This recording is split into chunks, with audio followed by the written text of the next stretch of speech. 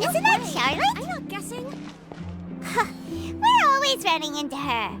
What's she doing this time? Ooh, looks like street interviews. You gotta find that balance. Paimon has a funny feeling that we might be in for an interesting time if we go check it out. Shall we?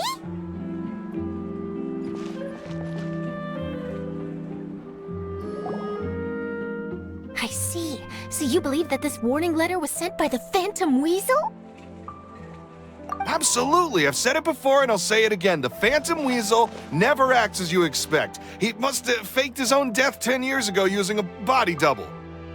Now that he's back, I'm sure the guards who worked on his case back in the day are in for a headache, but however this turns out in the end, the one thing it won't be is boring. Couldn't agree more. As a journalist, I'm gonna get a lot of mileage out of this one. Thank you, sir, for your time. Now, whom should I interview next? Huh? Hey! What a coincidence! Fancy meeting you here.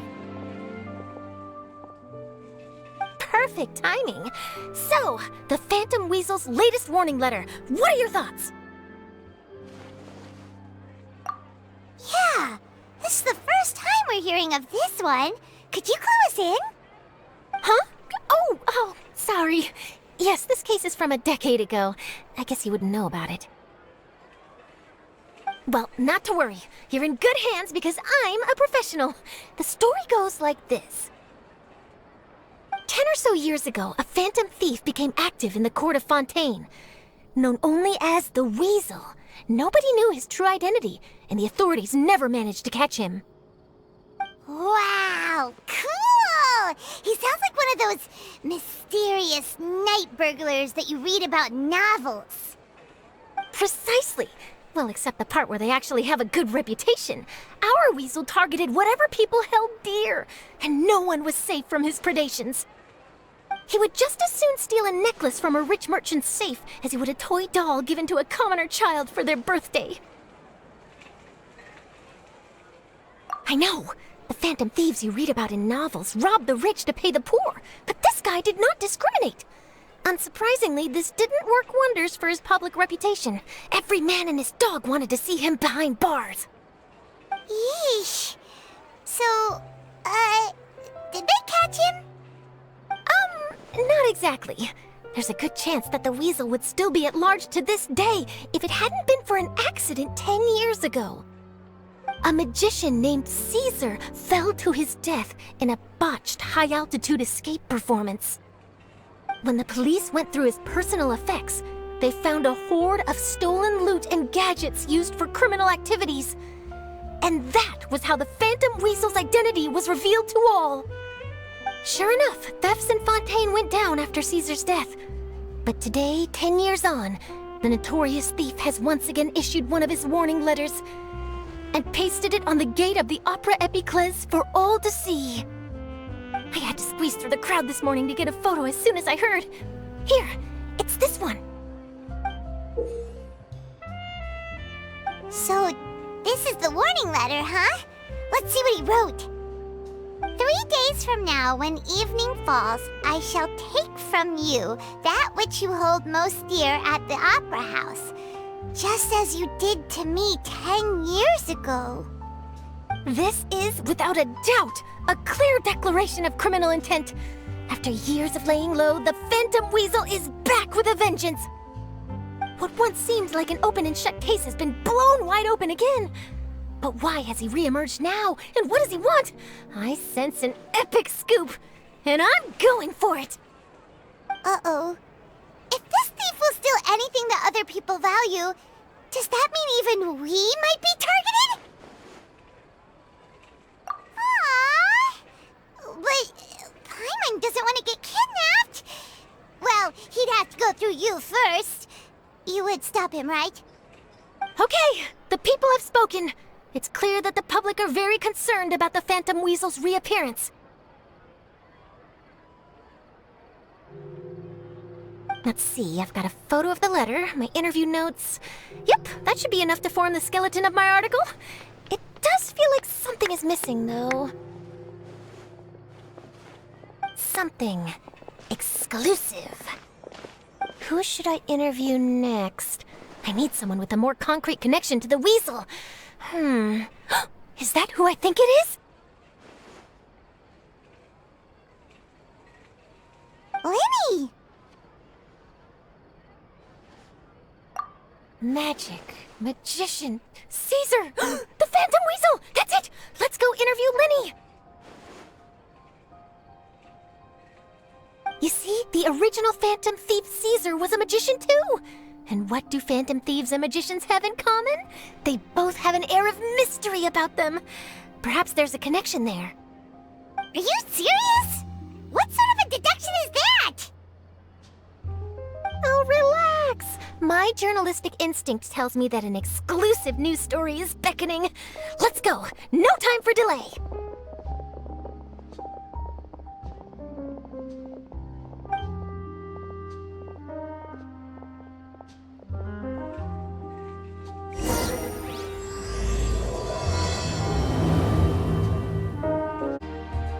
Wow, Mr. Magician! How did you know which card I picked?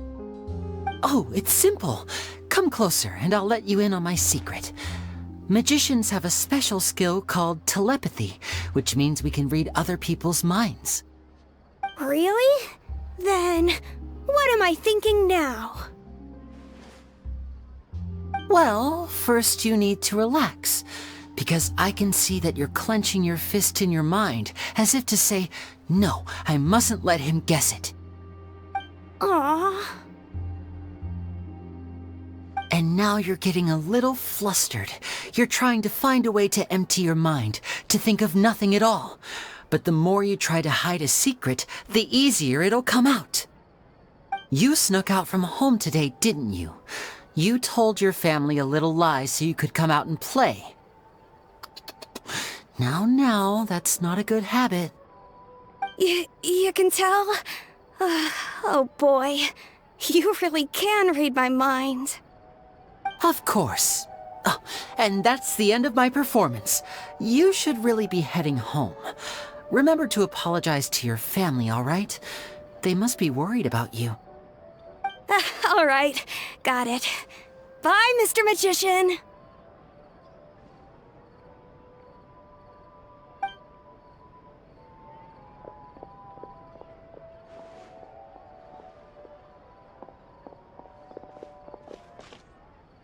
Hey, Lini? Why, hello. We meet again. Are you looking for me? What's the situation? Well, why don't you guess, Mr. Telepathic? Oh, please. You didn't believe that spiel, did you? The power of telepathy is quite beyond me.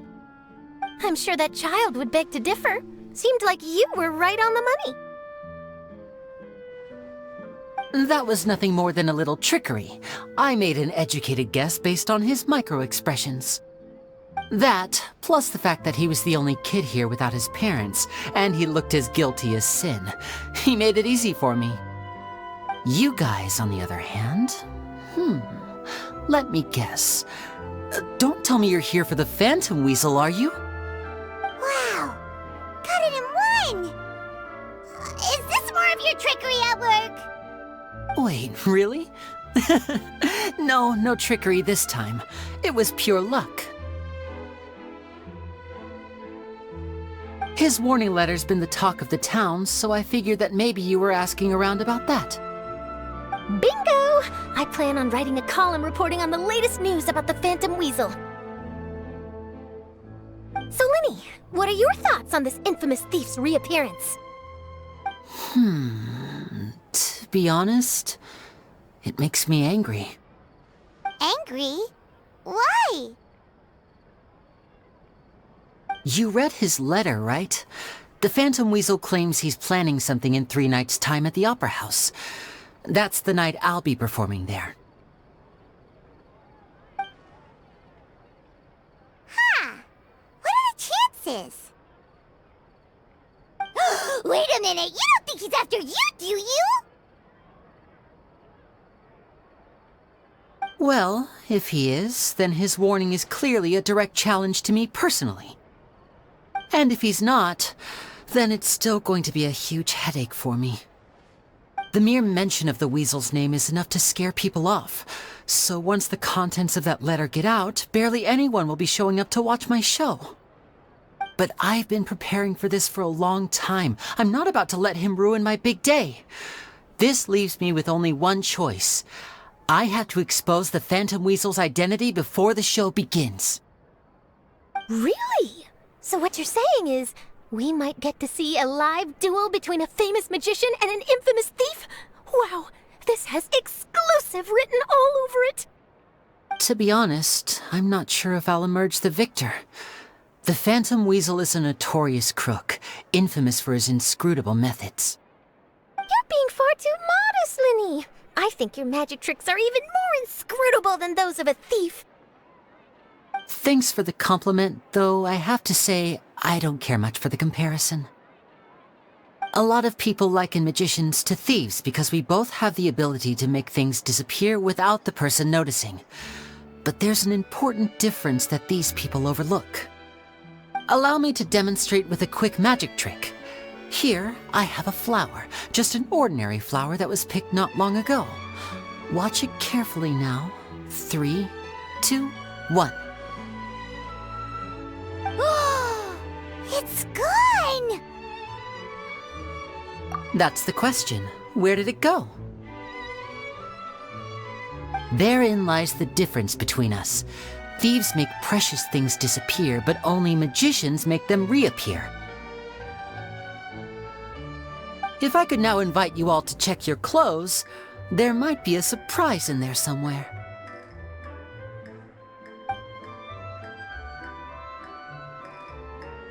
A surprise? Let me see!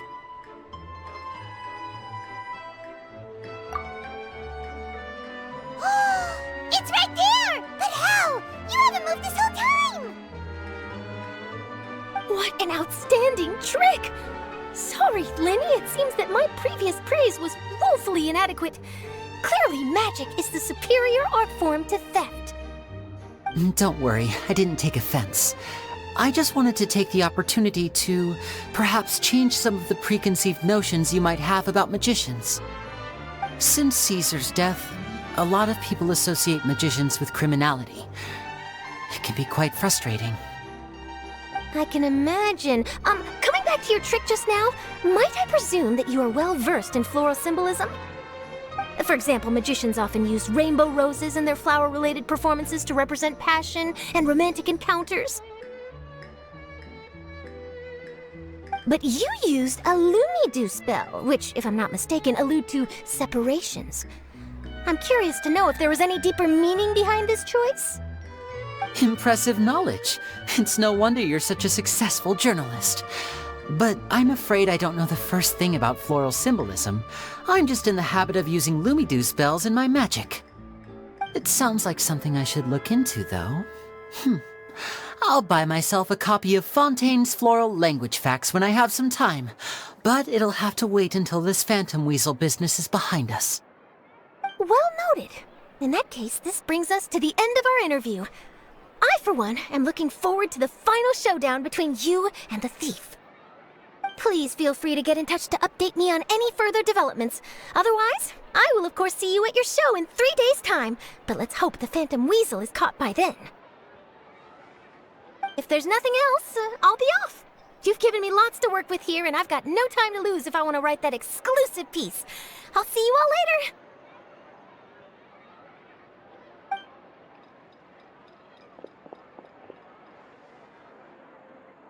So, Lini, are you gonna tell us how you did that flower trick now?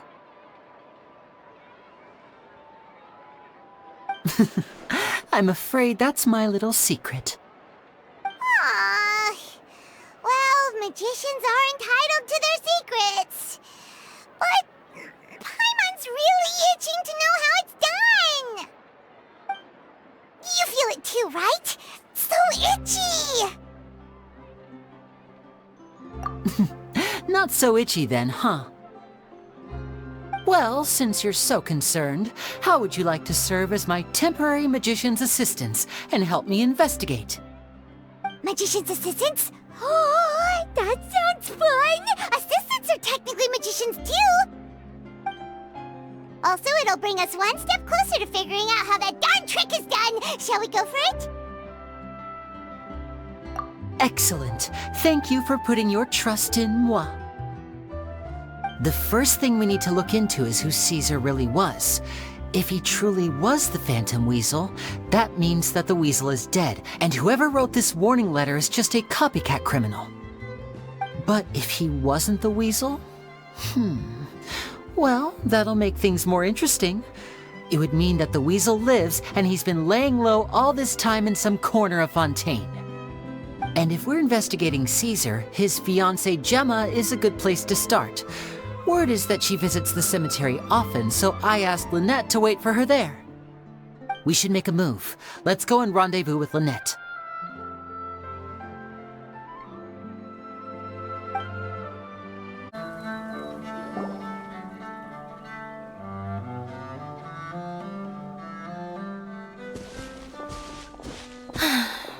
You took your time.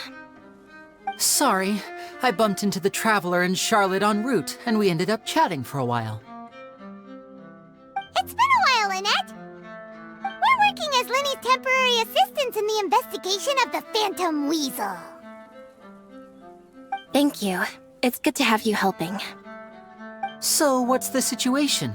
Have you seen Gemma? Nope. I've been here a while, and she still hasn't shown up. How bizarre. Maybe it was bad intel. Well, we won't get anywhere by standing around waiting. Traveler, Paimon, let's go ask around.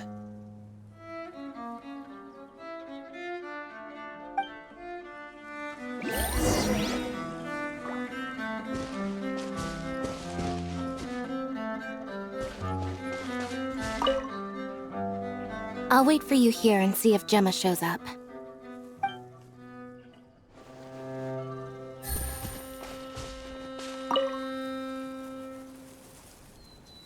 Excuse me, good sir. Do you by any chance know a Gemma? Gemma? You mean Caesar's fiancée? Sure I do. What's this about? I'm just trying to get a hold of her because I need her help with something. I heard she comes here a lot. Yeah, she does. Poor thing. It's no secret why either. She's heartsick. Ever since Caesar passed away, she's been coming here once every week to clean his grave. Often she just sits there in front of his headstone, lost in thought. Sometimes she talks to herself. I asked her what she was doing once. She said she wanted to speak to him again. She knows he's gone and can't hear her from the grave, but she just likes to spend time there, telling her fiancé all about how her life is going. And she's been doing this ever since Caesar passed away? Oh, so 10 years. Wow. Their love must have been really strong. I'll bet. Caesar's reputation fell apart after his identity was revealed, so no one else visits his grave. Gemma's the only one who still thinks about him after all these years. I don't know if the mind lives on in the waters after death, but if it does, I'm sure Caesar must be grateful to have someone who remembers him fondly. If I'm honest, I think this is all so unfair to poor Gemma. Her fiancé was a low-life crook. He doesn't deserve someone like her. Anyway, all of that said, she's running later than usual today. Normally, she'd be sitting in front of his grave by now. I wonder if she's okay. Well, that's everything I know, I'm afraid. You might have more luck asking some other people. All right, well, thanks for sharing all of this with us. We'll keep asking around. You're welcome. I just hope she'll be able to move on one day.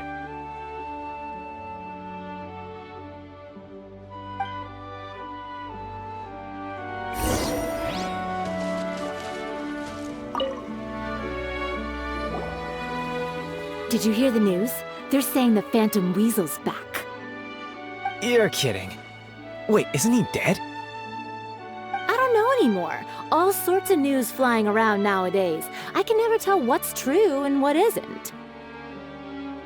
But what if, just hypothetically, I mean, what if this Weasel's the real deal and Caesar was framed? Called it. Seriously, 10 years ago, on the day it all went down, I said to myself, you know what? This guy's been set up. The Caesar I knew was a good guy. He gave balloons to children on the street, for Pete's sake. What, are we supposed to believe that he was a balloon thief or something? Give me a break. Oh, please. Weren't you the one cursing his name to high heaven when the police announced the news? You were all, that gosh darn lousy son of a, you think you know a guy, or words to that effect. Wait, did I say that? I don't seem to recall. Hello there. Sorry for disturbing you, but I couldn't help but notice you were discussing the Phantom Weasel. We're actually quite interested in this topic as well, but we're struggling to get to the bottom of it. Do you think you could spare a moment to tell us a little bit about Caesar? You've come to the right people. Yep, I was there. Back when Caesar used to perform magic tricks on the street. He was a great magician. The best trick I ever saw him do was pop a transparent balloon, only for a whole bunch of doves to fly out from the inside. I was right up close and didn't blink or look away once, but for the life of me, I still don't have the faintest clue how he pulled it off. Really incredible stuff. I saw him perform too. He always used to bring some gifts along for the kids who came to watch his show, and he'd hand them out after he was done. Sometimes, he even got the kids to write their wishes down, and then he'd make the items on the wish list appear in his next show. Huh. He doesn't sound like such a bad guy. But after he died, there were also rumors that he used the wish list to find out what was precious to people, with the intent to steal it later. As I'm sure you know, the Phantom Weasel would steal just about anything from anyone.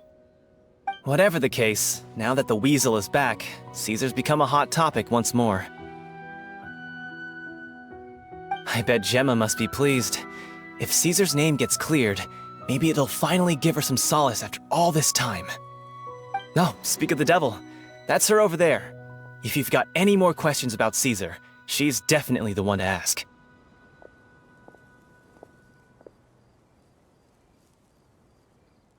So that's Gemma. Is it just Paimon, or does it look like something's wrong?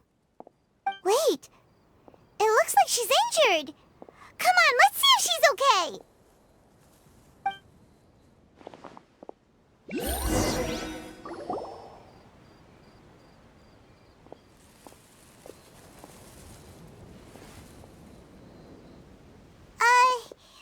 Hi there. You're Gemma, right?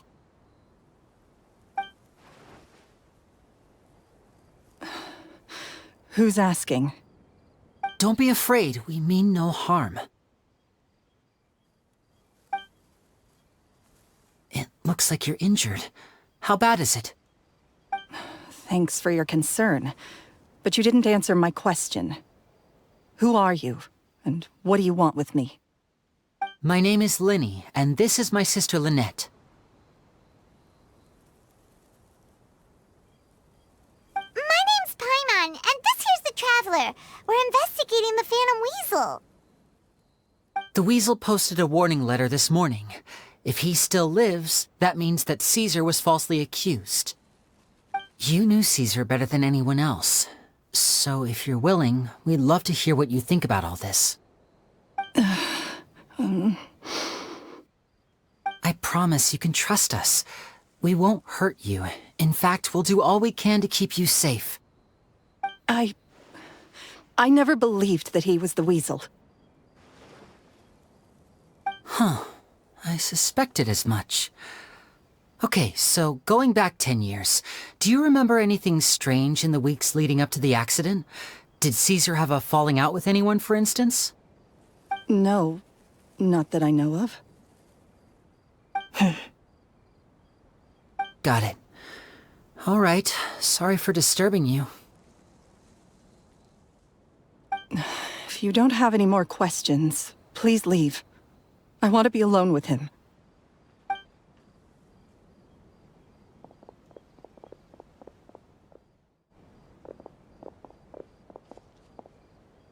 Judging by the look on her face, there's definitely something fishy about her. She's lying. She definitely knows something. That's fair. We're just a bunch of strangers who showed up and started questioning her about things that happened a whole decade ago. It makes sense that she'd be wary around us. In any case, I doubt we'll get any further here, so let's call it a day. Meet me outside Hotel de Boer tomorrow, and then we'll start the next step of our plan.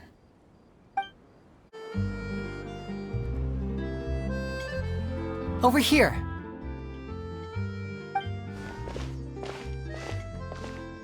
Lynette's not joining us today? I've had her follow Gemma and see if we can make any inroads with her. They should be at a cafe right now. Still, I don't think that Gemma's likely to open up to us. So, we need a contingency plan. Today, we'll be looking into a guy named Lorenzo, Caesar's former pupil and assistant. When Caesar passed away, all the stolen goods discovered in his home were confiscated and returned to their rightful owners. But Lorenzo was the only one privy to all his magic secrets, and he inherited his craft. Before long, Lorenzo was the next big magician in town, his fame surpassing even that of his master, and it made him very wealthy. He's since left the magic scene, though, and these days, he's a wealthy businessman with his fingers in a lot of different pies. I had to pull a lot of strings, but I managed to get him to agree to a couple of drinks with me. Be warned, though, I hear he's got a hair-triggered temper. We'd best be careful.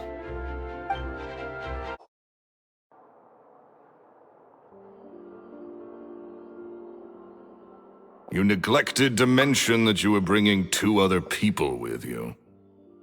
My apologies. These 2 are my assistants.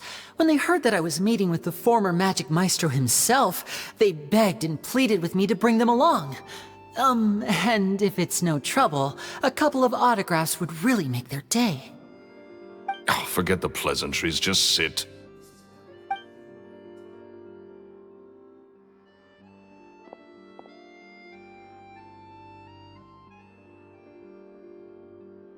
Get a load of this guy. Forget the pleasantries, he says, but he looks pretty happy about Lini stroking his ego. I only agreed to meet since we're both magicians. Do me a favor and cut to the chase. I have more important things to do than drinking. Much obliged, sir. As it happens, the matter I want to address is also related to magic. Yesterday morning, a warning letter from the Phantom Weasel appeared on the entrance to the Opera House. He claims to be planning something for the same evening that I'm scheduled to do a magic show there. As such, I believe that I may well be his target.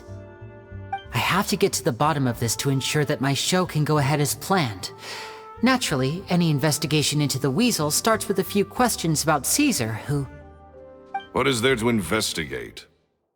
Caesar was the Weasel and he's been dead for 10 years. So what if some sick creep thought it'd be funny to write a warning letter? It changes nothing. Are you trying to tell me you actually bought it? Please, sir, no need to get so worked up. I do concede that a copycat is but one possibility. Possibility? It's a fact, Lini. Look, my patience is limited, so listen carefully while I'm still willing to put up with you. The Weasel is dead. Period. Everyone knows that, so do yourself a favor and quit this investigation. It'll lead you nowhere. Look, if this affects your magic show in any way, I will personally compensate you for any losses. Oh, sir, I'm honored, really. But this isn't about finances for me. My pride as a magician is what's at stake here, Lorenzo. Copycat or not, this person has thrown me the gauntlet, and I must meet their challenge head-on. Your pride? Don't mince words with me, boy. Just tell me, what exactly are you seeking to do? I want to find out the Phantom Weasel's true identity. I have to know for myself what really happened 10 years ago. What would that accomplish? And what do the events of 10 years ago have to do with you, anyway? Look, you of all people should know that a magician never reveals their secrets. And in any case, dead men don't talk. So if you really care about your magician's pride, then you'll forget about Caesar and move on. Uh-oh. This is getting awkward. Lorenzo? Is that? Oh, it is you! I know that big, booming voice anywhere. What's up, my man? Wanna grab a drink with me? Another day, I'm busy. Oh, come on! You can't be all business all the time. You know what they say? Live fast, die young. You gotta learn how to kick back and relax once in a while. If I wanted your life advice, I'd ask for it. Now get out of my face and go be drunk somewhere else. Sorry, my good sir. I don't believe I've had the pleasure. Oh, hey! Edmondo. He and I are business pals. We worked together a bunch of times.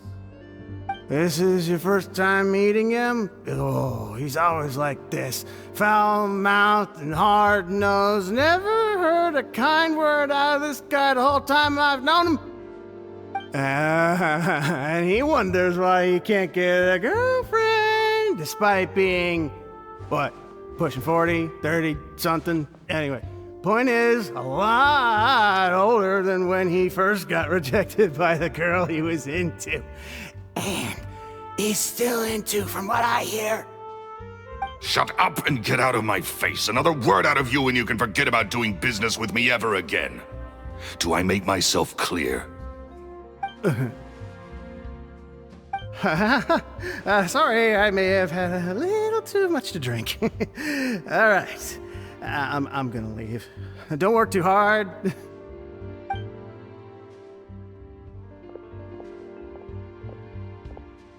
I think it's high time I made a move as well. If you really want to investigate this, Lini, be my guest.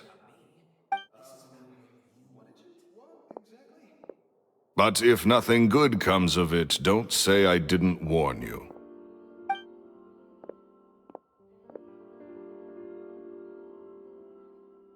Well, that fell to pieces in a rather spectacular fashion. Any thoughts? Totally. And what was all that about compensating you for your losses? Why would someone you just met make an offer like that? He's gotta be hiding something. And not like Gemma. She was a little suspicious, but this guy's definitely covering something up. I think so too.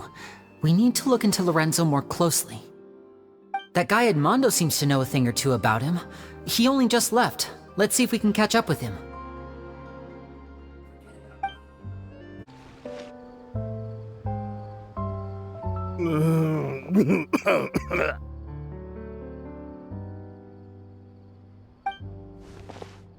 You okay there? Who are you? Oh, it's you guys. Don't worry about me. I must have had one too many. I just need to ride it out. I said way too much back there, didn't I? Yeah, I nearly talked myself into complete financial ruin.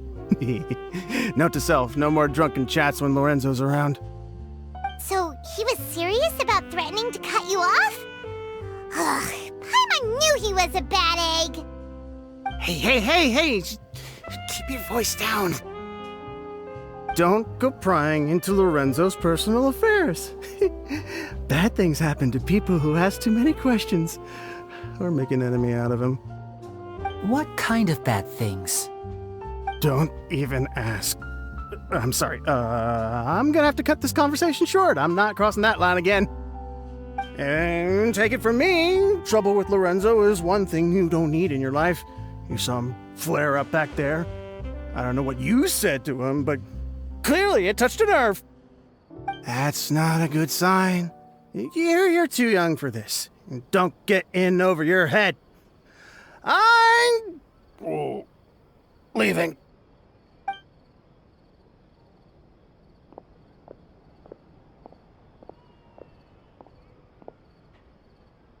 And there he goes. What do we do now, Lini? Shh! I think we're being watched. Someone was listening in to our whole conversation. Don't say anything and don't look back. Any altercation in the city will attract the guards. We'd better take this elsewhere.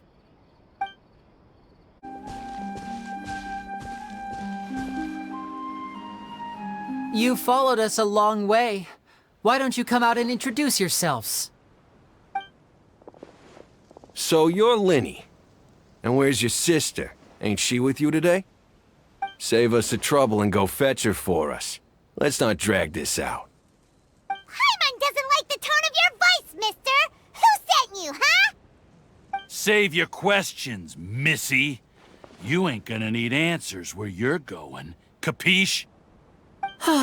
Looks like we can't avoid this fight. Now, I'm not the strongest fighter, so I hope you're ready to back me up.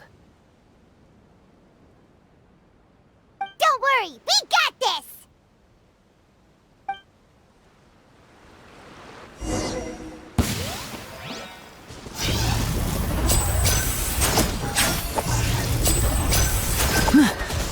Step right up.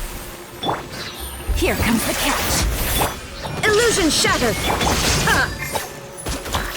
Everyone hold hands!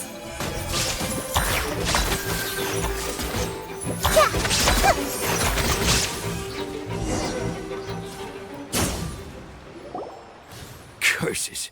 They're tougher than we thought. Vision wielders are always trouble. Intimidation ain't gonna work like it did on the lady. Come on, let's scram! Hey, wise guys! We ain't through with you yet! Oh, they got away! Did you catch what they said just before they left? Something about intimidating someone else. Sounds like they just wanted to rough us up as a scare tactic, and they've already done it to someone else, but who? You're right. She was injured when we saw her yesterday, and she acted like she had something to hide. Maybe she was too scared to tell us the truth because those guys had threatened her.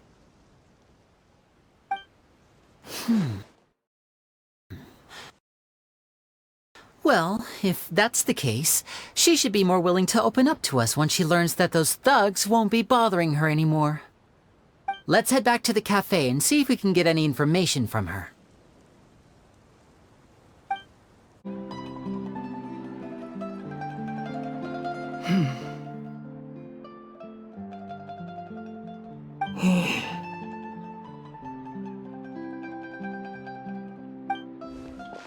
Gemma? You again. What is it this time? We just ran into the men who've been threatening you, and we gave them a taste of their own medicine. So, you can relax now. We're here to protect you. What? Why? I didn't tell you anything. Why would they come after you? Sounds like they're no strangers to you. That's putting it mildly. I know them all too well, and I hate them with every fiber of my being. It's been 10 long years, and still every time I try to look into Caesar's death, they show up and warn me not to do anything stupid. How do I know I can trust you? Do you really think you can get to the bottom of it all? And why are you doing this?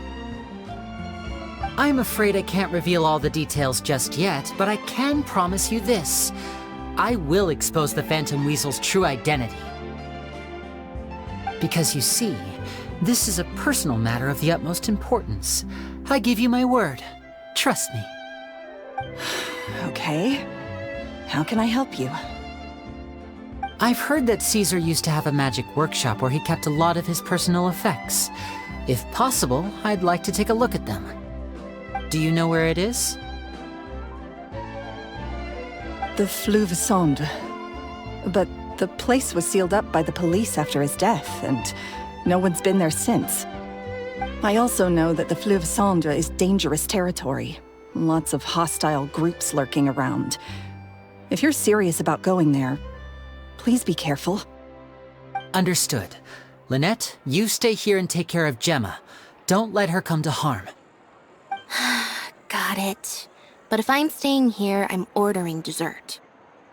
I mean, bon appetit. But stay sharp, too. They're likely to come for you while I'm away. Okay. All right. Power saving mode off. I'll start taking this more seriously now.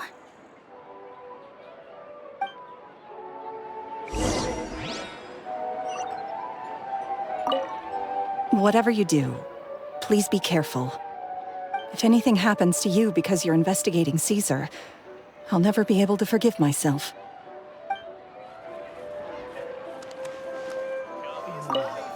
With me here, nothing will happen. If Gemma gave us the right location, then the workshop should be right nearby. Huh. Looks like these boxes are blocking the entrance. Let's shift them away first.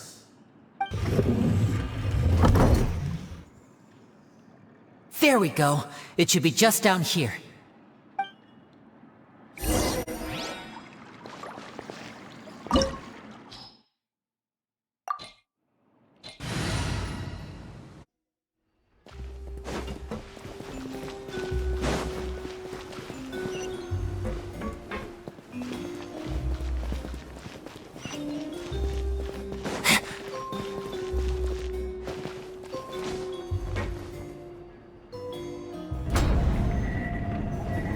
So this was Caesar's workshop. Nothing suspicious here, just normal magic props. Let's head in further.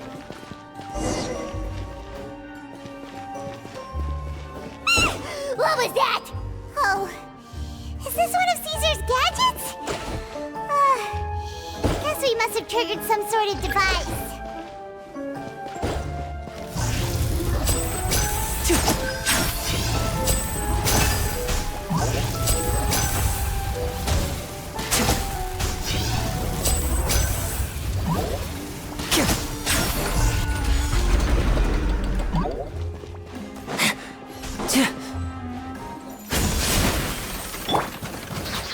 There is no escape! Stabilize!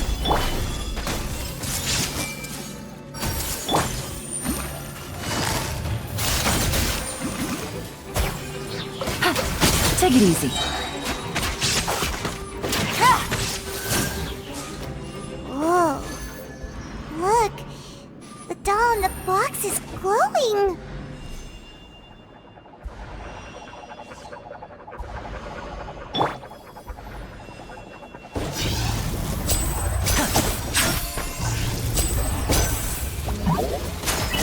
There's something written on the card on this doll. Let's take a closer look.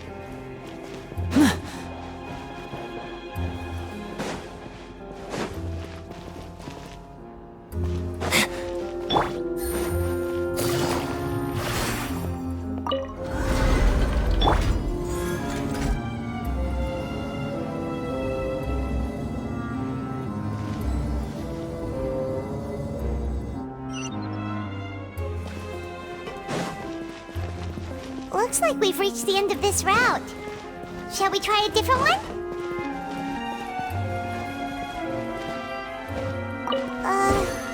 These magic boxes are moving. What do we do? One of them looks different from the rest. Let's investigate. Got it. We're supposed to find the box that lit up at the start, right? There should be another wish list inside. Let's keep trying.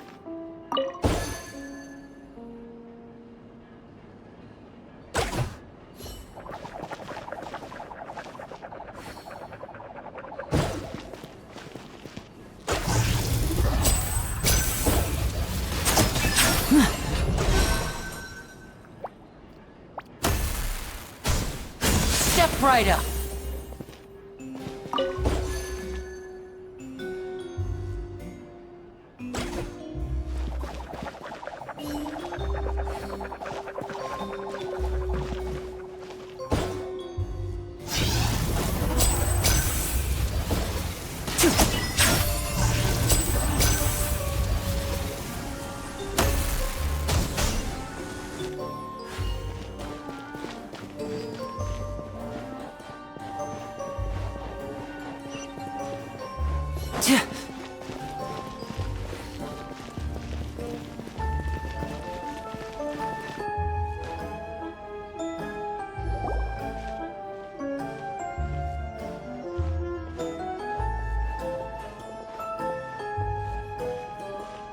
That's weird.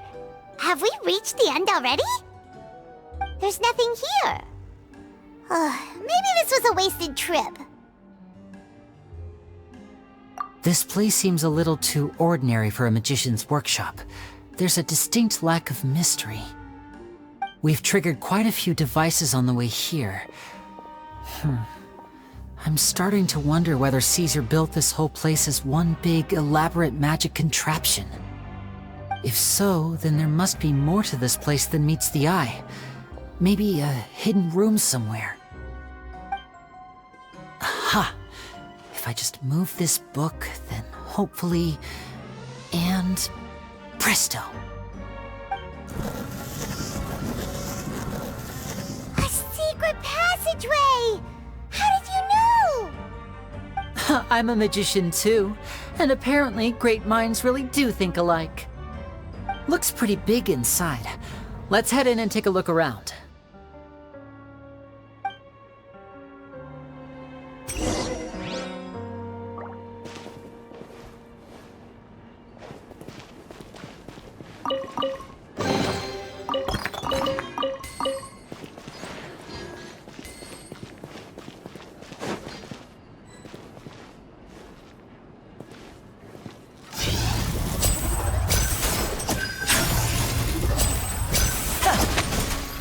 And voila! Game's up. Time's over.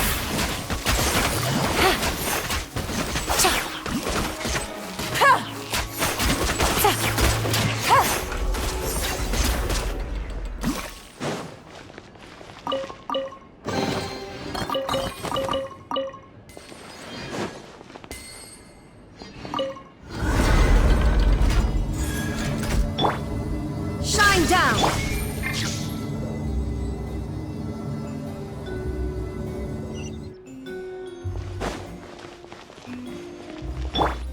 I see everything.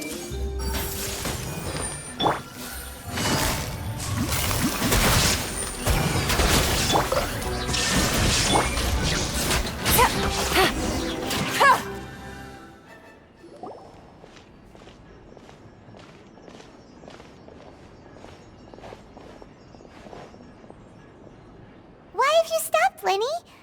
Is there some device in that box? Huh. It just looks familiar somehow. Let me check this out for a second while you guys go on ahead. If anyone makes a major discovery, let's rendezvous here. All right, see you in a bit.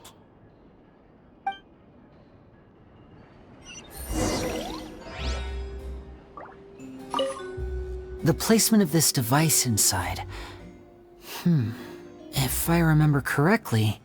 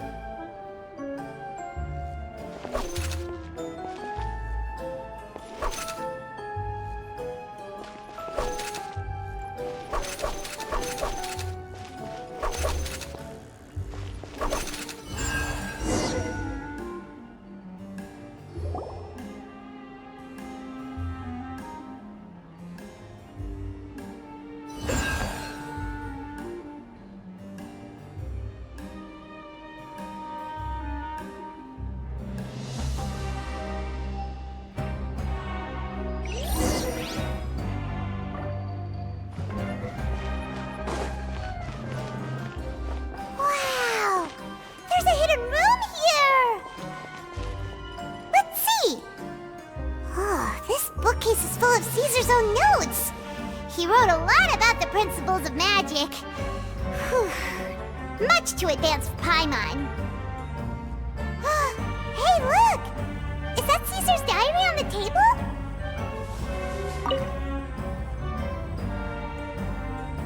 This book's thick as a brick! Let's take a peek inside it, shall we?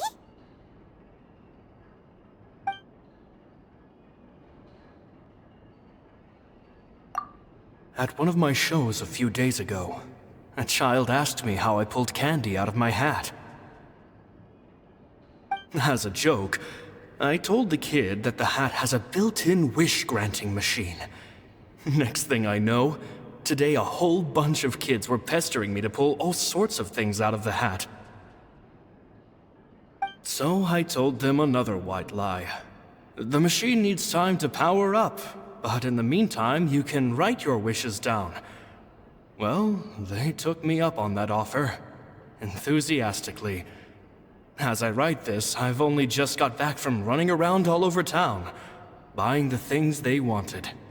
Boy, are my legs sore. I wound up saving very little this month, but that's not a major issue. I now have a bigger problem. How am I going to hide all these things inside my hat?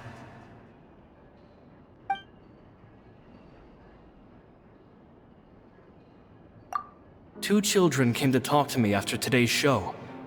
I don't know why they were out on their own. They looked much too young to be unsupervised. I do hope they got home safely. Anyway, they said that they wanted me to teach them how to do magic. It's not uncommon for children to ask this, of course, but I've never seen any of them as serious about it as these two.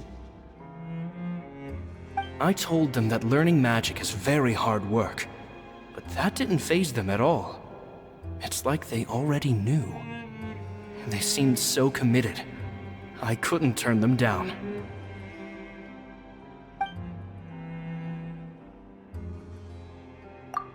It seems like something's bothering Lorenzo lately, but he won't open up to me about it. Surely he's not upset that I agreed to teach those two children. I'll have to talk him around. I have a good feeling about those kids. They're naturally talented, and it seems like they're not new to the world of magic. They have all sorts of fantastic ideas. All I'm really doing is helping them develop a more professional standard training plan. They wanted to call me Master, but I told them they absolutely mustn't. Any magician worth their salt could have taught them what I have. They're the geniuses here. Compared to them, I don't deserve to be called any sort of master. With time, I have no doubt that they could become far greater magicians than I. My only concern is why they're so mature for their age. I fear they've had to grow up too fast. I don't dare to imagine what they must have been through. Gemma thinks so too. She doesn't like being around them. Says that their eyes are too piercing. They don't bother me, but then again, I've never been the sharpest tool in the shed.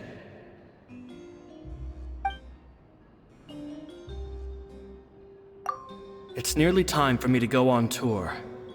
I asked the two kids if they'd like to come with me, but they shook their heads. I once overheard them talking about their father and their mission. Sounds like their parents have other plans for them. I guess we'll be parting ways soon. It's only been 10 days since I first met them, but I think that I've gotten a feel for their personalities now. They're very tough, but also very cautious, and they trust no one but each other. This, I fear, is not a good habit to have. They hide things from me too.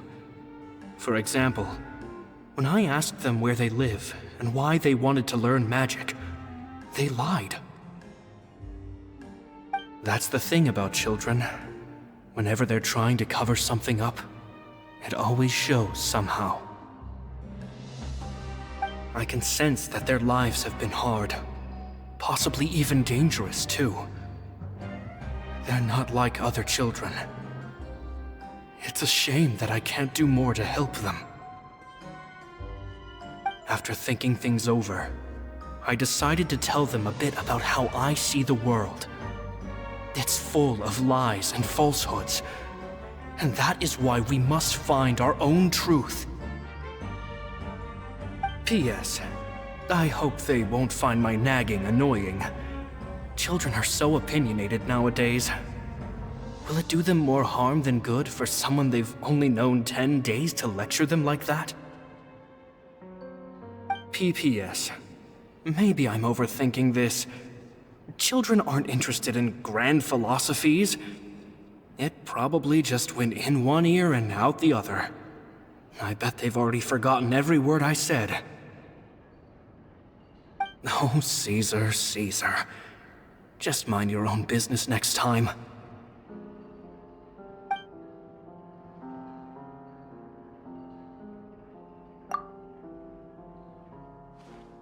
Two magic geniuses with a father and a mission, huh?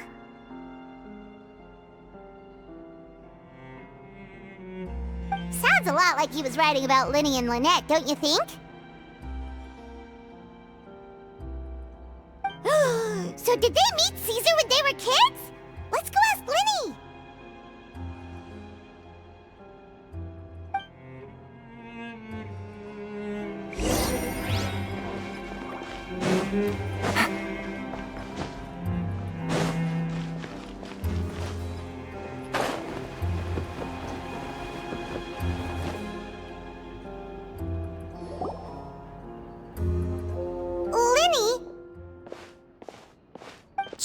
Hold that thought. As I expected, there's a lot of fishy things going on in this place. Fishy? Uh-oh, what have you found? All in good time. Before we go over our new leads, I want to tell you how a high-altitude escape is performed. First, the magician slots themselves into a magic box in full view of the audience. The box is then suspended high in the air, and a short while later, the base automatically opens. At this point, a dummy will fall out of the box, but it looks real enough to grab the audience's attention, and they start wailing and screaming. Meanwhile, the real magician, who has by now blended into the crowd, waits for a good moment to make their appearance and put on a hysterical performance. Oh no! Is that me? Did I just fall to my death? Very vivid description. Paimon can really picture it. And then what? The audience's gaze then turns to the magician, and by the time they realize what's happened, the dummy has vanished, as if everything that just happened was some sort of shared illusion. Of course, that's just how I think the process should work, theoretically speaking.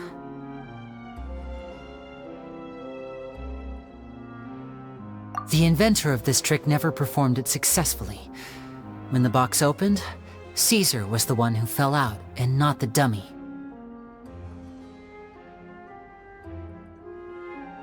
He fell right to the ground from the highest point of the opera house. No one could hope to survive that fall, not without a vision at least. And no one else has ever attempted this trick since. My understanding of how it works is just based on what I could gather from his notes and the relevant gadgets here in his workshop. So Caesar's famous high-altitude escape has never been done, huh? Paimon was about to say how cool it would have been to see it in person, but if it's that dangerous, it's probably for the best that no one else tries to do it. Wait a second. So if a dummy's supposed to drop out of the box, then where does the real magician go? How does he get out? Glad you asked. That brings us to the secret of said box. This box right here is the one that Caesar constructed himself to use in the performance, and it's not as simple as it looks. inside, there's a device that only the magician himself would know about. Once the magician's inside and the box is lifted up into the air, the audience's view of the box is fixed at a certain angle. From where they're standing, they have a clear view of the front, sides, and bottom, but the back and the top are now no longer visible. At this point, the magician presses a button inside the box, opening a secret door out of view. He then escapes through this trapdoor onto the opera house roof, waits for the dummy to fall and distract the audience, and quietly returns to ground level. That's way simpler than Paimon imagined. Even Paimon could probably do it. Well, there's a little more to it than that, of course. The hardest part of this trick is controlling the audience's mood and reactions. That takes an exceptional degree of showmanship. There's the falling dummy, the miraculous reappearance, the pompous performing. Maybe the magician would even have themselves tied up before it begins to strengthen the impression that there's no escape. Many days and nights of careful research and painstaking practice would have gone into this, all culminating in a performance just a few minutes long, but one that still manages to transform the shock and grief of a tragic accident to the joy and laughter of a mesmerizing magic trick. Caesar was a highly accomplished magician, but unfortunately, even he didn't manage to pull it off. So, how did it go so wrong? You said you found some fishy stuff here. Have you figured out what really happened? I can make a pretty good guess. I looked into the case files. The magic box Caesar was using at the time of his death had the secret button I mentioned positioned on the right-hand side. And sure enough, he always used his right hand as his dominant hand in public. Okay. Nothing suspicious there. But here's the strange thing. Most of the devices in this workshop have the mechanism on the left-hand side, including this box right here, which leads me to believe that Caesar was in fact left-handed. Because a magician can't afford to have their most basic habits stand out too much. People naturally focus their attention on the most important details of the task or situation at hand. But a magician needs to be able to redirect an audience's attention at will, so as to avoid arousing their suspicion. The essence of magic is getting people to believe a lie.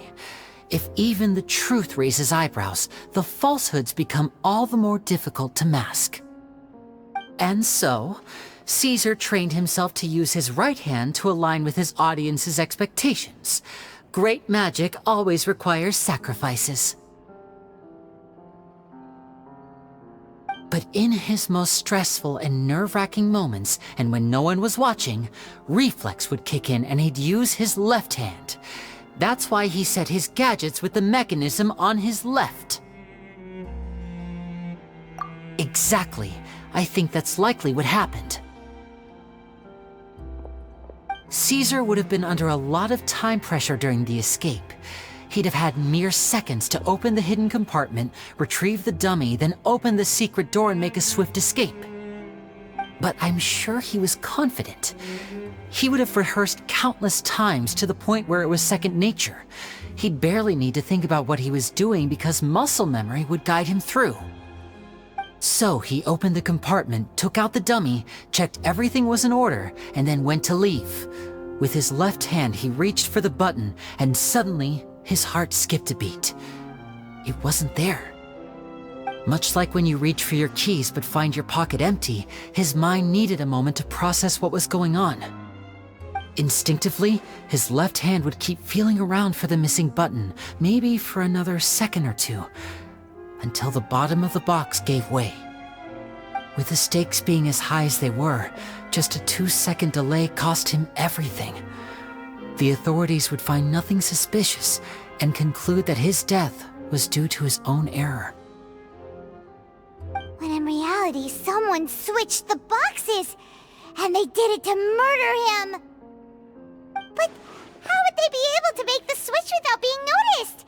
That would be difficult to pull off, no? It would have to have been someone who knew that he was left-handed, and who could move his props around without arousing suspicion. Someone who was always by his side. Isn't that right, Lorenzo? You just couldn't let sleeping dogs lie, could you? There's not a lot of people who'd go to all this trouble for some magician who died 10 years ago. I didn't want to have to do this, you know. Silencing you the hard way just creates more problems for me to deal with. But I gave you your chance. I hoped you'd do what's good for you and back off like the lady, but you disappoint me. You mean Gemma? So you are the one who's been threatening her! Yes, although however stubborn she might be, she was never much of a liability. But you people, you never even knew him, but for some reason you just wouldn't drop it. Which is why you can't leave this place alive. Take them out, and make it quick. Do your worst!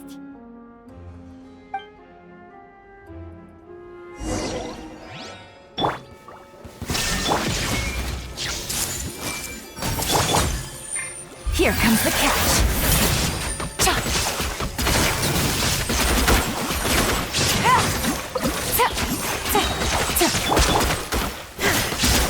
There is no escape!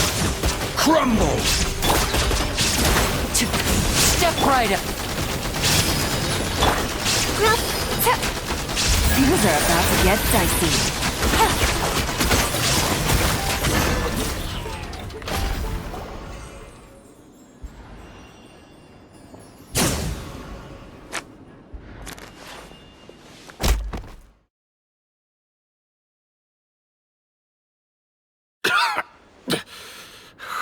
You kids are tougher than you look. Had enough yet, Lorenzo? Your cronies can't help you now. I think it's high time you started talking, and what I'd really like to know is, why did you murder Caesar? If I had a mora for every time you said that man's name. Of course you idolized Caesar, everyone else did. But I was the real genius magician. Me! He was just an amateur who did cheap tricks for gullible children. I was the one who made magic into the fine art it is today. The aristocrats doffed their hats to me! So it was jealousy. Jealousy. Hatred, more like. I hated Caesar. All he cared about was his magic. He lived and breathed it. He poured everything into his street performances and his stupid tours like it was just a hobby to him, never bothering to think about Mora. What sort of fool devotes their life to the art of deception and never has a Mora to show for it? But the people loved him, didn't they? Oh, how they looked up to him. No one gave me a second look. All I ever heard was, "Oh, your master's amazing, isn't he?" Amazing? Yeah, so amazing that he was completely broke. Every other apprentice was living it up at their master's expense, but no, not me. I put in all the work, mastered all the skills, and it brought me nothing more than the life I already had. He forbade me from using magic to trick people out of their Mora. There was nothing he hated more than that. And with his reputation in Fontaine, it was too risky for me to go it alone. As long as he was alive, if I dabbled in my own brand of money-making magic, he would expose me, and it would destroy me. I had to kill him. There was no other way. He had to go. And this was your only motive? It was reason enough. What other motive would I need? Well, I was under the impression that there might have been other factors at play. For instance, maybe you were in love with Gemma, but she was engaged to Caesar. In love with Gemma? Don't be ridiculous. Guess I was wrong about that then. Next question. Are you the Phantom Weasel? I am. Caesar was so strict with me.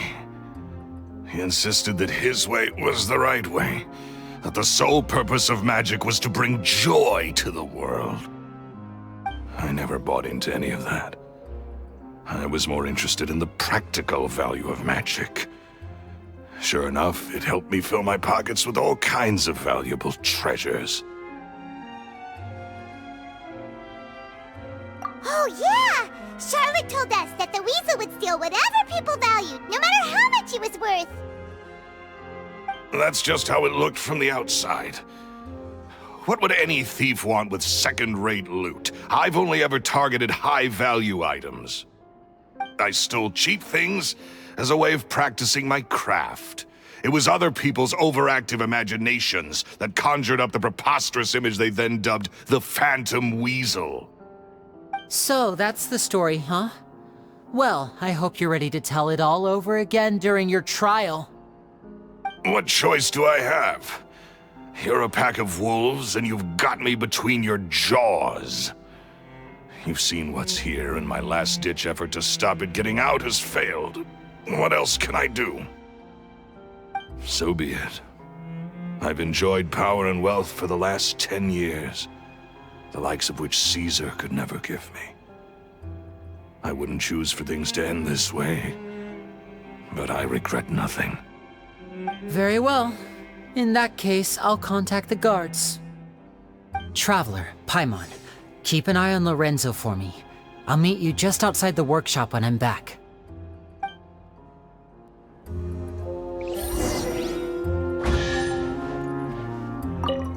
At least I can finally stop looking over my shoulder now.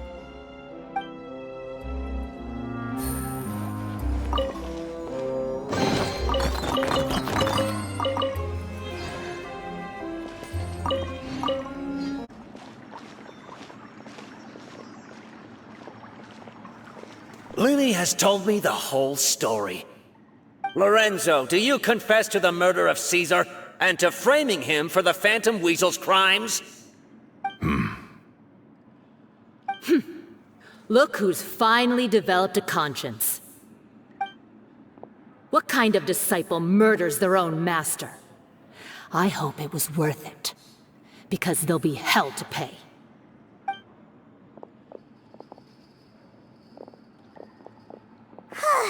Looks like it's all over. What should we do next, Lini? Should we start preparing for your show? Let me think. Let's rendezvous with Lynette and Gemma first. With Lorenzo in custody, Gemma will no longer have to fear for her safety. Good point! We should go tell Gemma the good news right away! It'll give her some peace of mind for sure! Ah, you're back. You were so quick. I've only just finished my third dessert. Your third? Lynette, come on, we've talked about this. Everything in moderation. You're not gonna have any room left for dinner now. It's fine. I'll shift to exercise mode and jog off the excess sugar. That's besides the point. Well, it's done now, but try to eat a more balanced diet in the future. Point taken. Did everything go okay? Of course! Lorenzo was no match for us. The guards are taking him into custody as we speak. Gosh, that's amazing. I'm sorry, I still didn't know if I could trust you, but now it seems I can. I had my suspicions about Lorenzo, but It's okay, we understand. He did threaten you. Paimon would find it hard to trust strangers in your position too. But you don't need to be scared anymore. Everything's gonna be okay. Sorry. My emotions are all over the place right now. I've been waiting for this day to come for so long. I always wanted to report Lorenzo. He took all of Caesar's property, which I found suspicious, but I had people watching me all the time, so I couldn't risk looking into it. I was so afraid.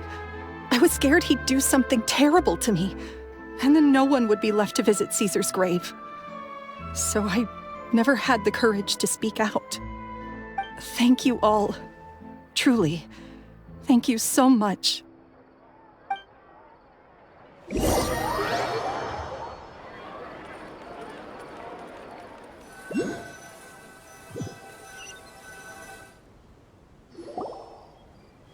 Thank you all for clearing Caesar's name. I never would have guessed that Lorenzo was the real Phantom Weasel. He never showed any signs that there were problems between him and Caesar in public. From the outside, it looked like they got along great. And to think that lowlife's been living life to the fullest all this time, while Caesar's name was getting dragged through the mud. It's a travesty. At least his soul can finally rest in peace now, thanks to your efforts.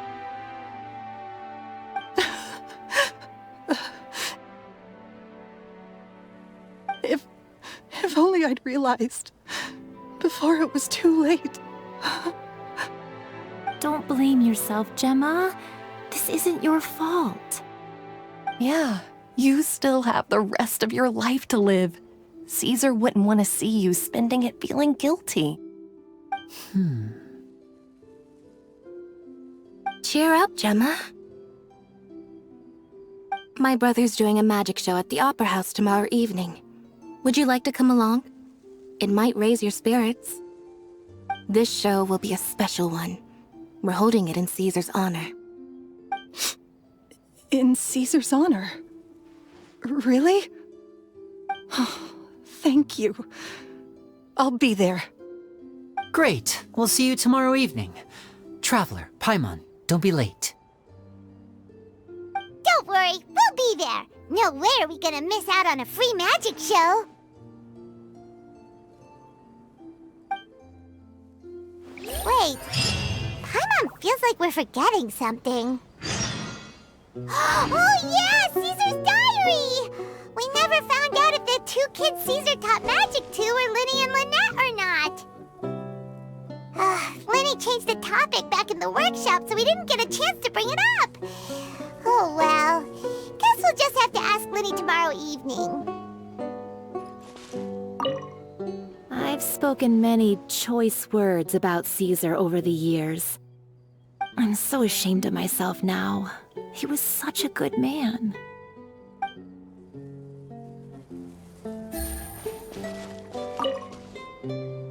I can't believe Lorenzo was intimidating Gemma all this time. He comes around here sometimes. Not to clean Caesar's grave, though. He just stands off to the side and watches Gemma from a distance. She must have known, but she never asked him to leave. I wonder why that is.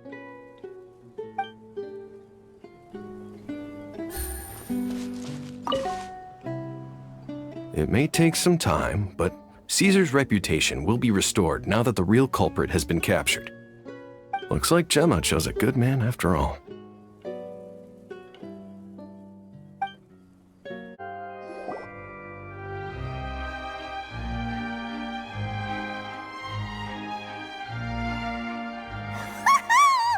Paimon's excited to see another of Lini's magic shows!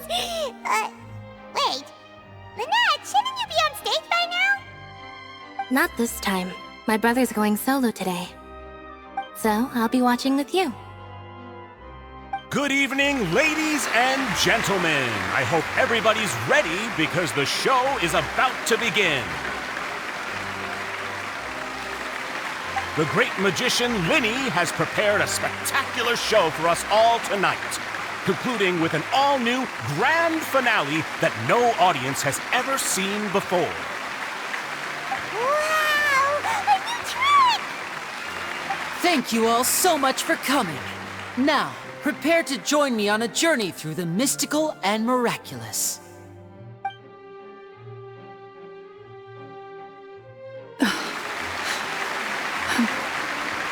Exciting stuff, isn't it?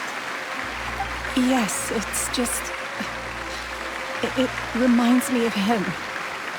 No wonder. Caesar was a famous magician too. So, how did you two first meet, Gemma?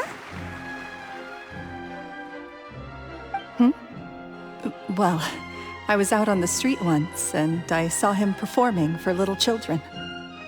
Children love magic, because they're willing to believe in things that can't be rationally explained.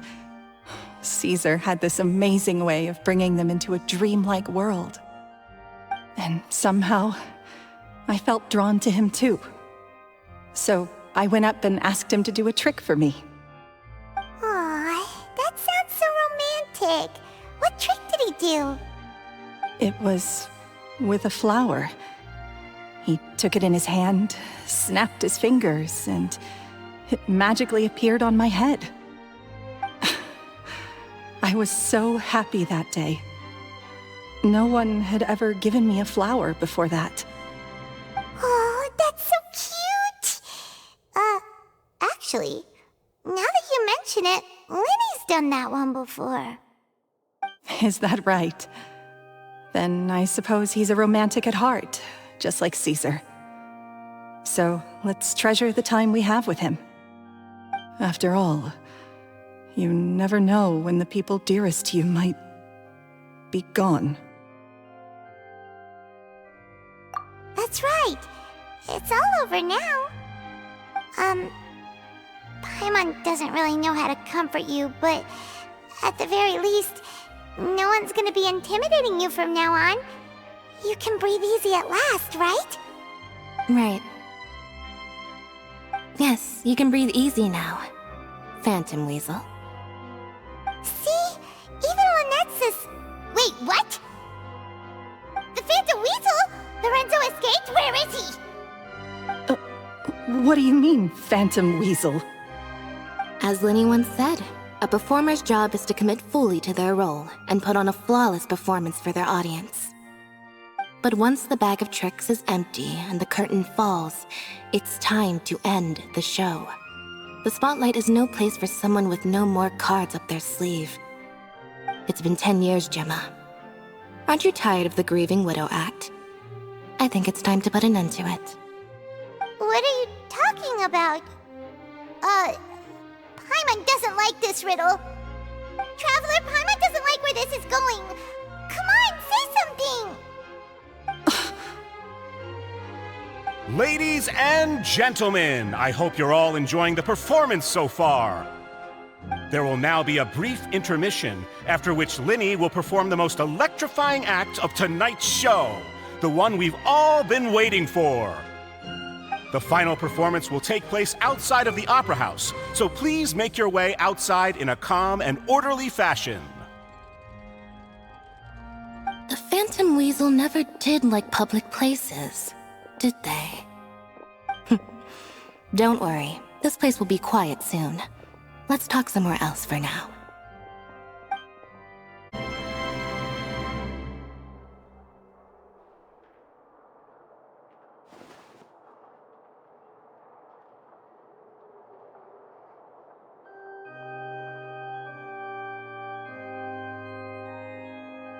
Dear me, this is awkward, isn't it?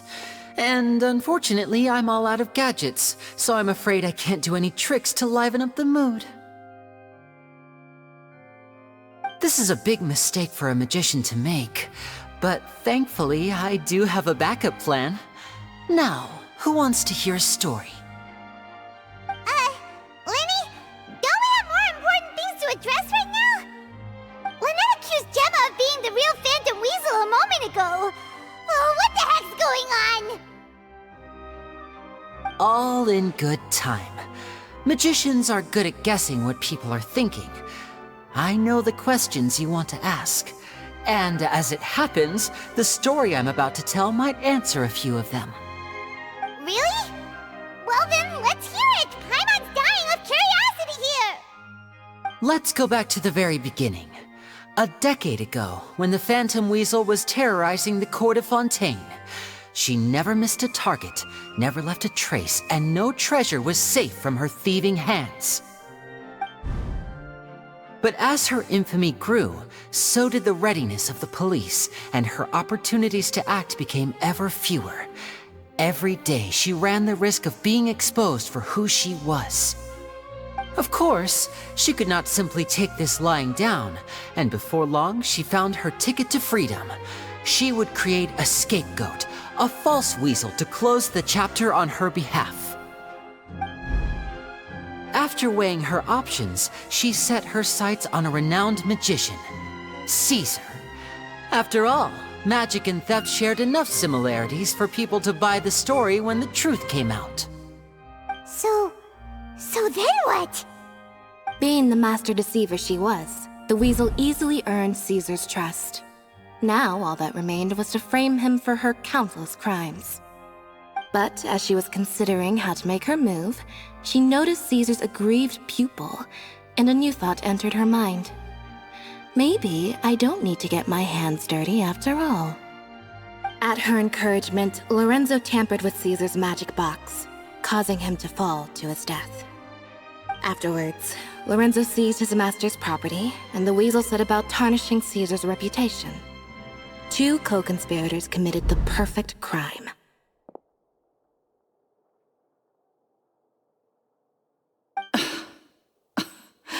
I've got to hand it to you. You're both exceptional storytellers. It's enough to make even me wonder whether there was really another mastermind behind all this, pulling the strings. But I just have one question. You seem to think that I am the villain in this tale. What's brought this on, Lini? Is it something that Lorenzo said? Don't worry, Lorenzo said nothing at all.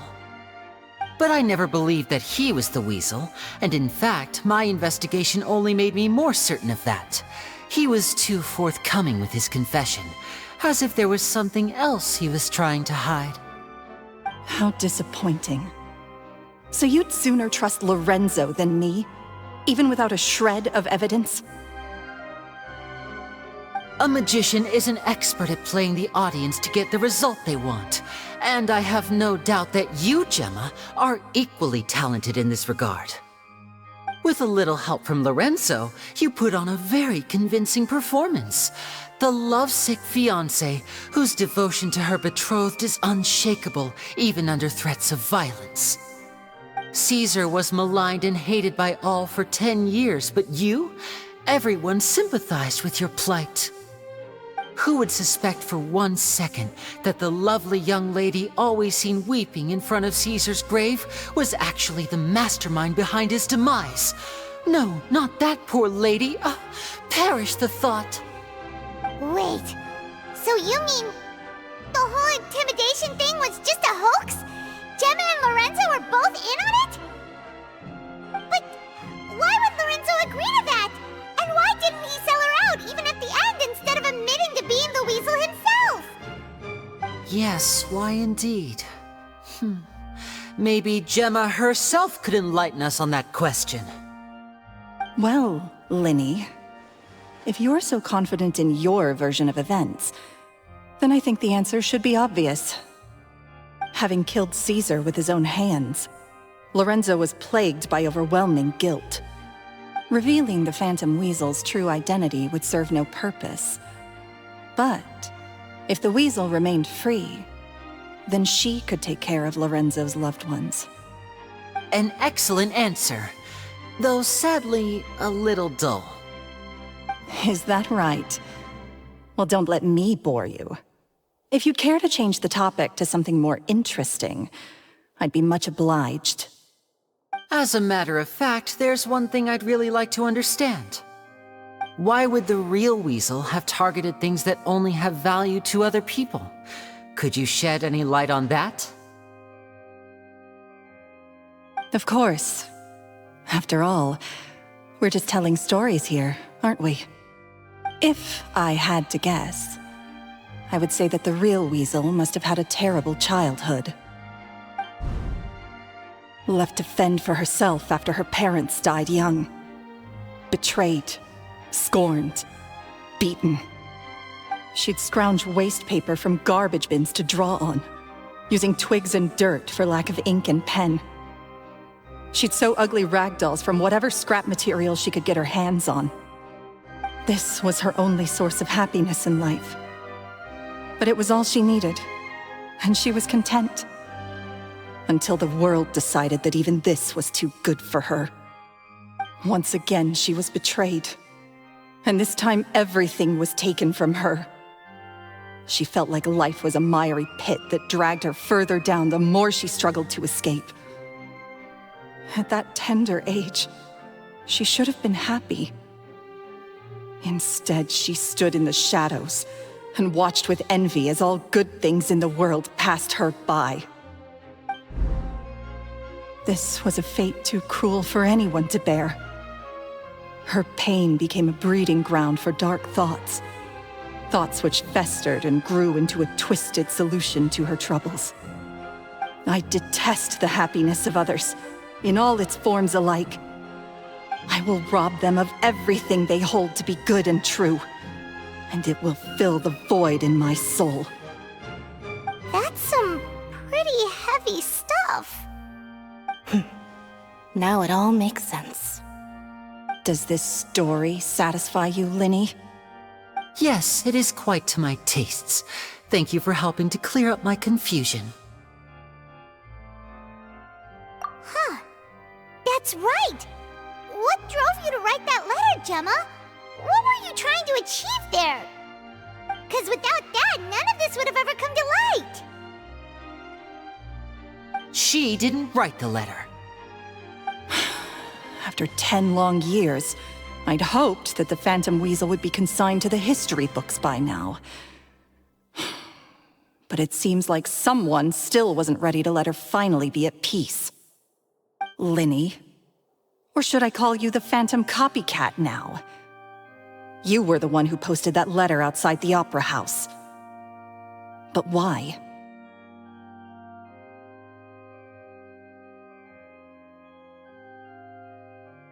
Very sharp, Phantom Weasel. Still as shrewd as ever.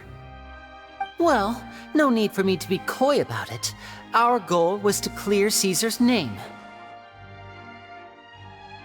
The most straightforward way to change the public's impression of Caesar was to force the Weasel to show themselves. That's it? You had no other agenda? Of course we did. We made it quite clear in the letter, I believe. I shall take from you that which you hold most dear, just as you did to me 10 years ago. 10 years ago? You mean Caesar's death? You met him? Wait. Oh, I get it. You were those two obnoxious kids. It's been so long, and you're all grown up now. I didn't recognize you. He taught you magic back then, didn't he? For what, 10 days or something? And you went to all this trouble. Why? Because you feel like you still owe him something? We remember all our debts, however great or small. 10 years ago, Caesar's reputation was torn to shreds, and his legacy was thrown out. 10 years on, and no one cares what the truth is anymore. But we did not forget, and so we came to find you. And? What exactly did you take from me? I'm still standing, as you can see. Lorenzo has admitted to everything. I'm free.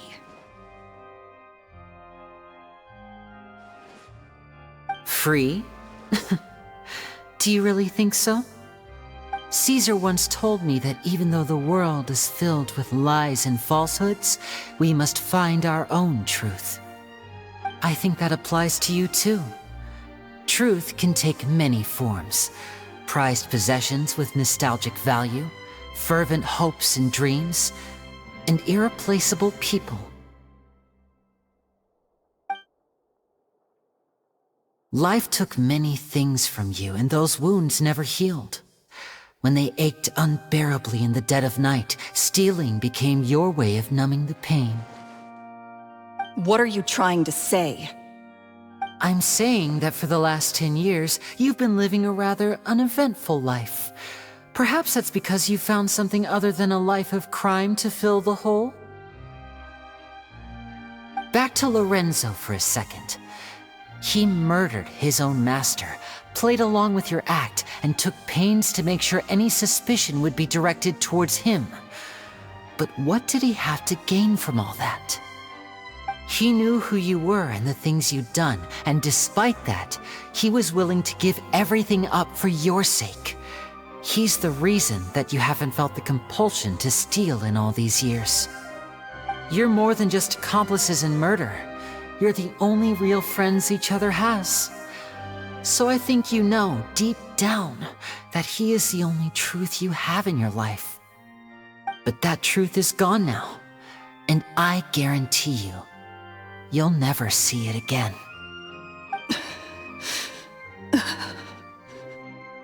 Congratulations on your freedom, Gemma. Your freedom will cost you dearly. From now on, you'll be all alone in a world full of lies and falsehoods. I do hope you'll be able to bear it. You've still got a long life ahead of you after all. Gather round, one and all. The time has now come for the amazing Lini to perform his final act in tonight's show. I'm sure you're all wondering what he has planned for the grand finale. Well, wonder no more, for the answer is a death-defying high-altitude escape. A high-altitude escape?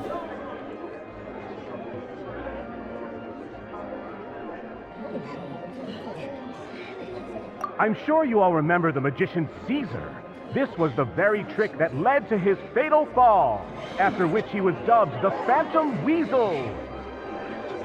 But we have now learned that Caesar was wrongly accused, and that the real Weasel has now confessed to their crimes.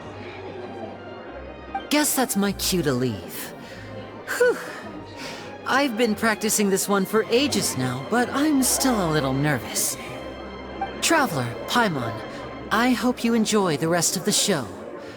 There may be a lot of people watching tonight, but you alone are my true witnesses.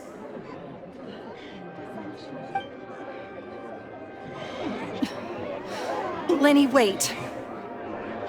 You two hid a lot from Caesar. He went to his grave without ever knowing your secrets. So what about now? Are you an open book?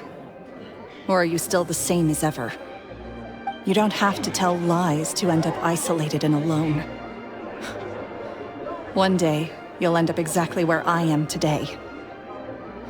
Maybe then you'll finally understand. You're wrong. I'm nothing like you.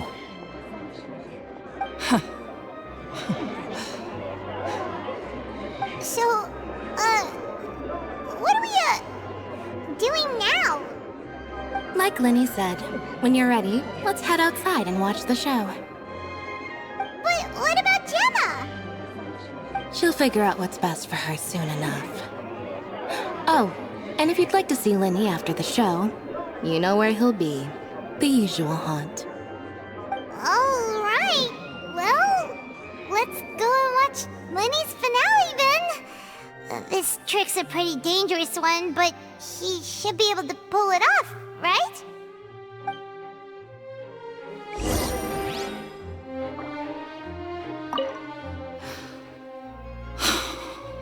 What is my truth? Sometimes I think I'm like a gambling addict. All I care about is winning, and it doesn't matter what's at stake. By the time I come to my senses, I'm left with nothing. Oh, if I had my time again.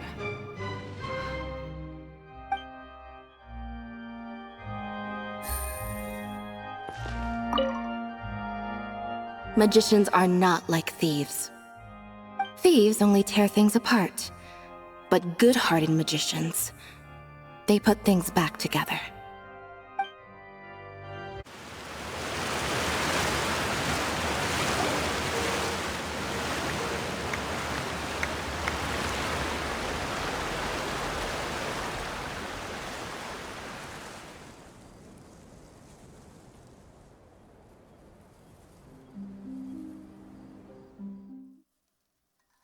Magic should be mysterious. surprising, and defy logic. Magic is hard work. Every single movement has to be practiced thousands of times. It's alright. We're used to that.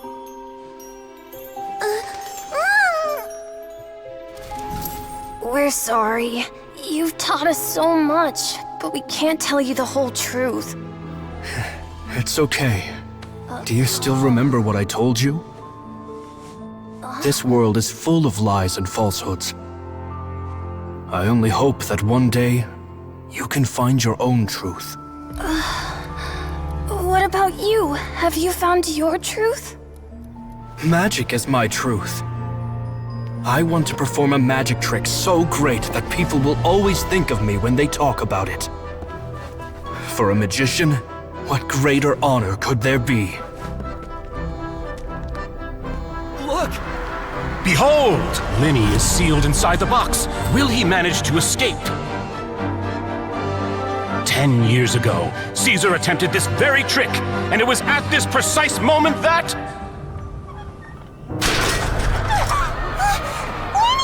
Watch out!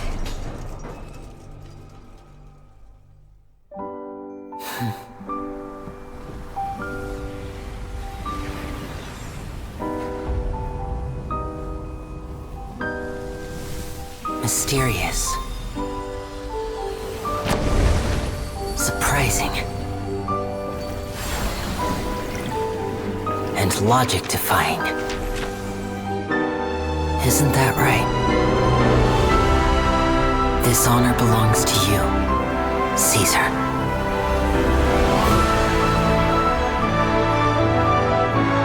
I'm just sorry it's a little late.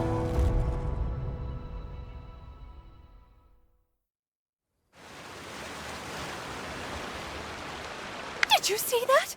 1 minute he was falling, and the next, he turned into flowers. How could he possibly have done that? How mysterious. I didn't blink once. He just vanished, right in front of my eyes. What a heart-stopping magic show! This was really worth the trip. Caesar's name has finally been cleared, and Fontaine's new star magician Lini has fulfilled a wish on his behalf. Oh, I couldn't ask for a better grand finale. It will make a great headline for the Steamberg tomorrow, even if I do say so myself. Whew. Looks like everyone really loved Lini's grand finale. Paimon doesn't see Lini anywhere. Where'd he go? Oh, Lynette said he'd be waiting for us at the usual haunt. But, where is that? Oh, you mean the one where Caesar's buried? Yeah, that's probably it. This whole magic show kinda seemed like Lini's way of saying goodbye to Caesar. So it makes sense that that's where he'd be afterward. Alright, let's go look for him there.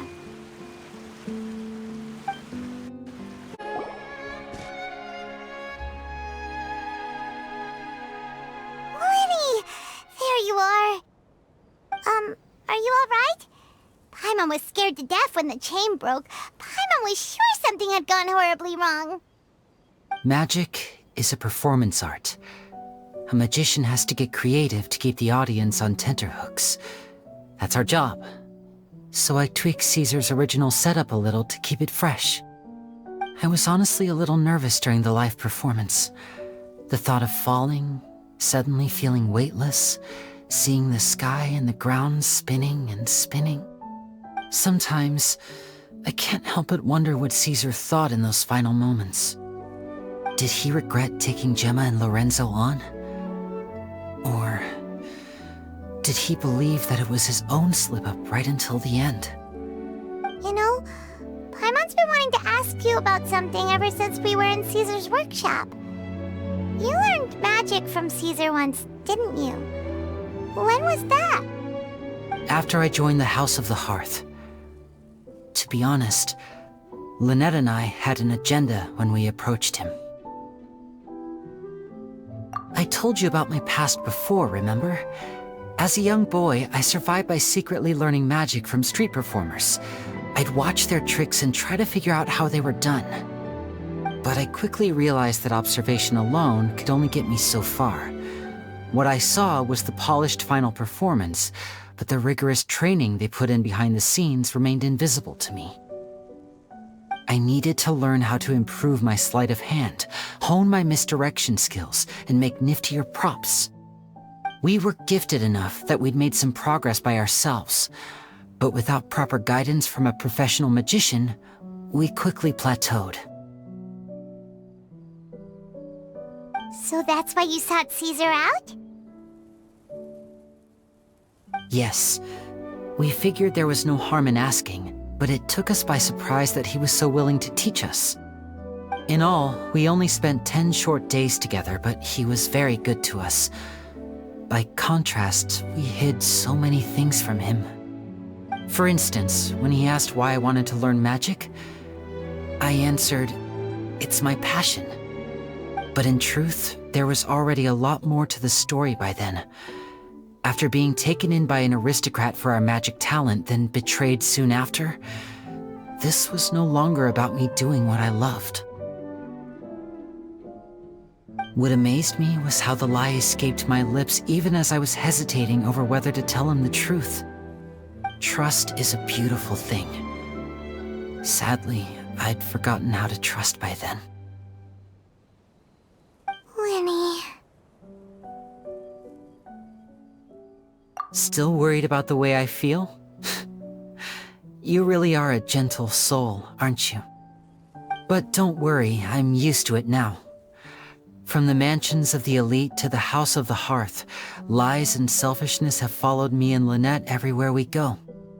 After Caesar went on tour, we became busy with our missions. The next we heard of him was that he'd fallen to his death, and was now declared to be the Phantom Weasel.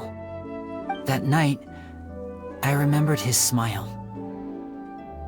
But as I lay there, I didn't know what to say to him. To keep secrets is to put up walls. The longer you keep them up, the less you let people in.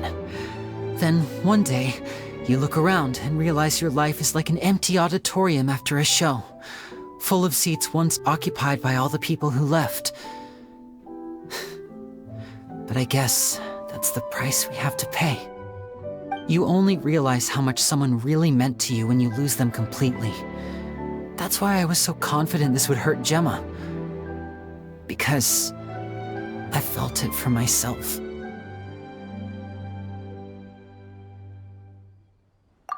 Yeah, cheer up, Lini. We've had to say our fair share of goodbyes during our journey, too. But whatever happens, Paimon always believes in what tomorrow brings. Delicious food, fun toys, and the Traveler by my side. Paimon just needs to focus on things like this, and all the unhappy stuff goes right out the window. You know, Traveler, doesn't that kinda make you Paimon's truth? Exactly. It's the same for me and Lynette. We are the truest thing each other has in the world, and nothing can replace that. Life has taken plenty from us, like it did from Gemma. But at least it left us with each other.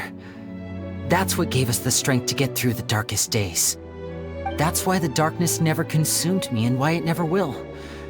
Maybe we live in the shadows too, but we remember every precious ray of light that shines through. All right, time to lighten this conversation up a little. What did you think of the show tonight? Were you happy with it? It was amazing! Paimon just wishes we hadn't been so distracted with the Gemma situation. We spent most of our time in the Opera House just talking and pretty much missed the entire first half of the show. Lini, could you do just one more trick for us? Whoa, that's a bit of a tall order, I'm afraid. The show's just finished, so my sleeves are decidedly card-free right now. Aw, come on! Surely you can think of something. The Lini Paimon knows can do anything if he puts his mind to it. Oh, all right then. I'll give it a go, but only because it's you. Watch closely. I have a flower in my hand.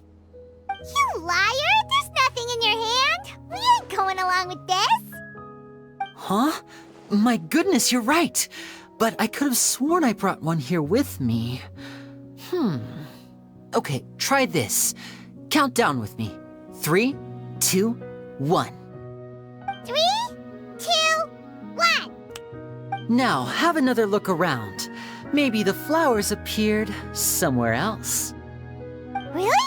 Let's see. Wow, there it is!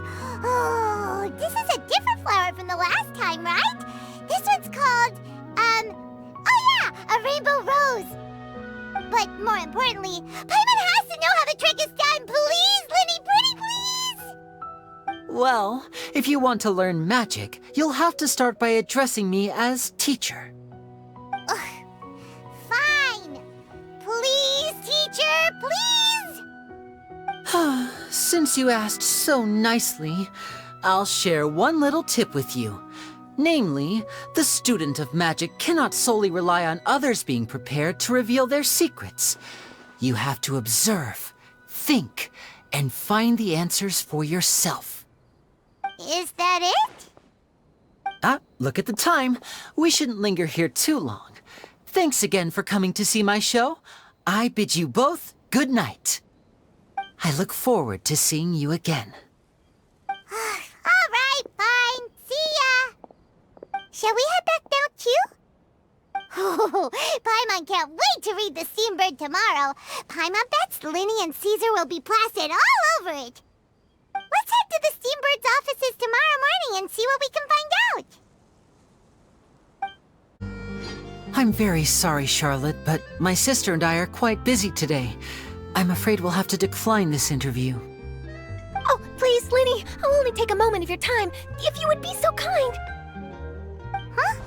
What's happening here? I spent all night writing my piece about the Phantom Weasel, and it was going to go to print this morning. But just as dawn broke, I suddenly received news that Caesar's fiancée, Gemma, had contacted the guards and confessed to having been the real Phantom Weasel all along. That was quick.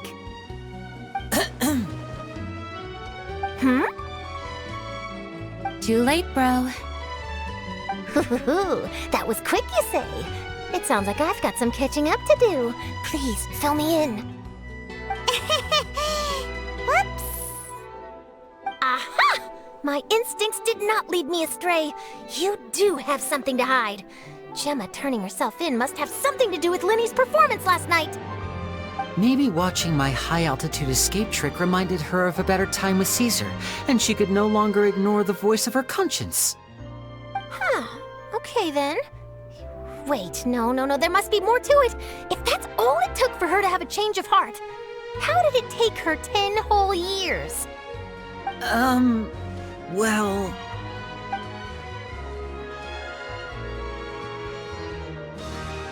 Oh, I remember now! You and Gemma were nowhere to be found after the show. What happened between you? Quickfire question, where did you all go after the show? Oh, we went to the cemetery and Lini did a private magic trick just for us. Actually, glad you mentioned it, because that reminds Paimon, guess what? Lini started using rainbow roses in his tricks. What? I don't recall ever having received a rainbow rose from you myself. Is this supposed to mean that they're more important to you than your own sister? No, I just, What now? Oh, did Paimon say something wrong again? This is getting pretty awkward. What do we do, Traveler? Seems like this interview wasn't meant to be. Well, never mind. There's always next time. Forgive my persistence, but when there's explosive news waiting to be found, I can't turn away. The news about Gemma has already made waves, and I'll stop at nothing to get to the bottom of it all. Apparently, one of the things she said to the guards was that her final wish is to see Lorenzo one last time. There's clearly a web of complicated relationships there. Can't blame me for being curious. All right, I guess I'll leave you to continue the rest of your conversation in peace. Bye for now.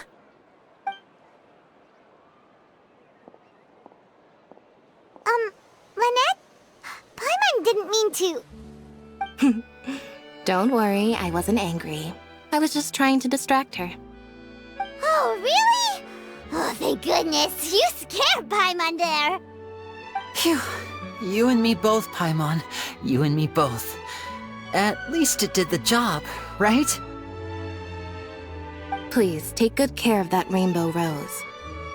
I'd be really upset if you lost it.